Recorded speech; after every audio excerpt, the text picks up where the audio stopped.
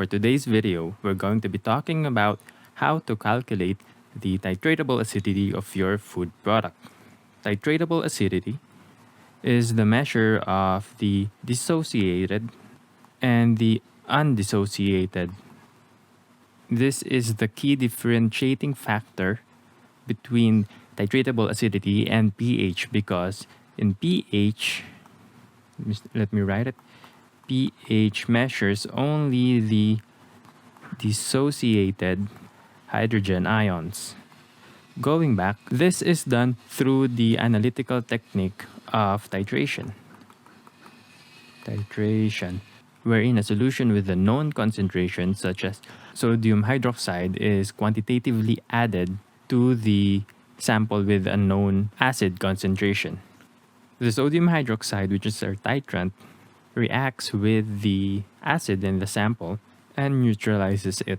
We add sodium hydroxide to the sample until all the hydrogen ions have reacted with the sodium hydroxide.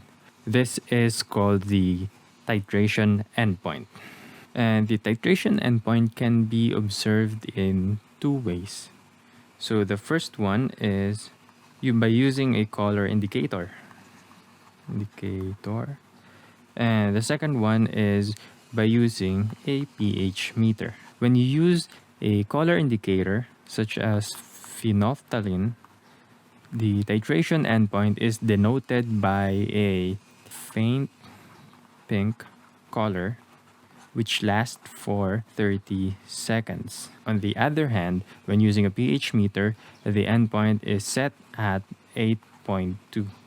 This is actually complementary because phenolphthalein produces a faint pink color at the pH 8.2. Now, when calculating the titratable acidity of the food product, this is the equation. We're going to show you a sample problem on how to use this, but first let us define the variables. We have N, which is normality of the sodium hydroxide. V is the volume of the sodium hydroxide used. M is the molecular weight, predominant acid. So for the molecular weight of the predominant acids, we're going to include it in the description below.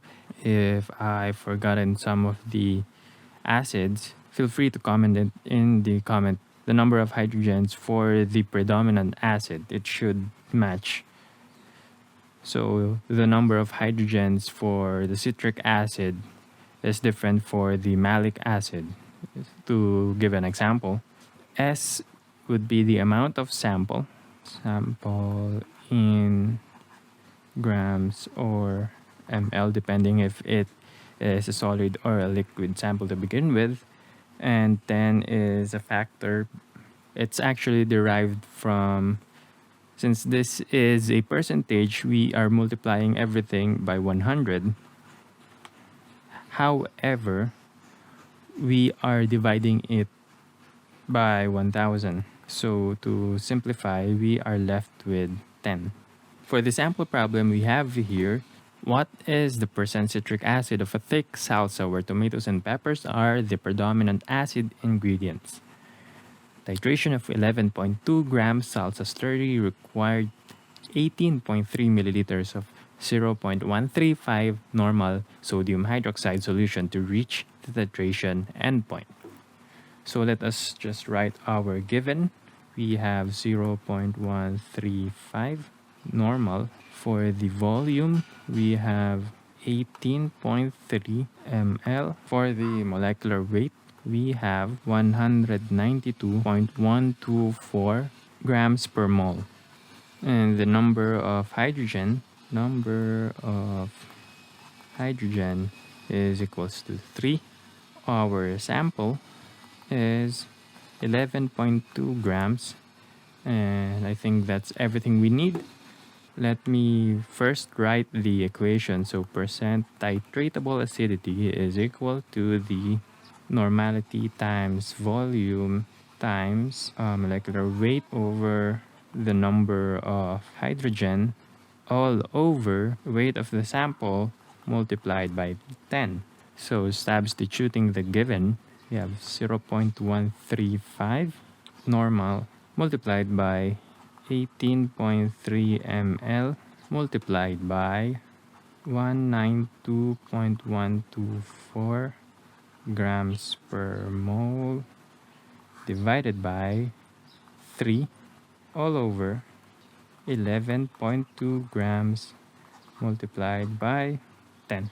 So that's our equation. And once you simplify this, we would have, let me bring out the calculator, 0.135 multiplied by 18.3 multiplied by 192.124 divided by 3 divided by 11.2 and divided by 10. So the answer would be 1.412.